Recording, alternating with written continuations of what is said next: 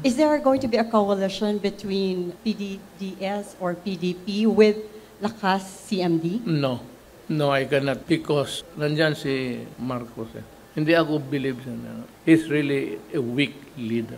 Kaya ako sabi, totoo yan, hindi ako naninira na tao. Talagang weak.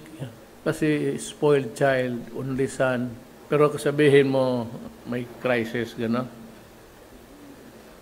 Maraming nagsasabi, nababasa ko sa dyaryo, nababasa ko, naririnig ko sa radyo, television, nasa na mga flood control. Nandyan ang mga flood control, na-overwhelm lang. Anong gagawin natin?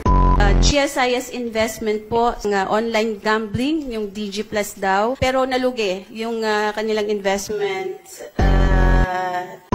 Isa po ba ito sa mga factor kung bakit No. may apprehension ang government? No, nothing. I didn't even know about that. Hindi ko alam na may ganun yung GSIS. Parang proud ka pa, Mr. President, na di mo alam? Once in a while, dadaan yung bagyo. We have to change our thinking and say, look, this is the way it's going to be as far as we know for the rest, for many decades to come. He's a weak leader.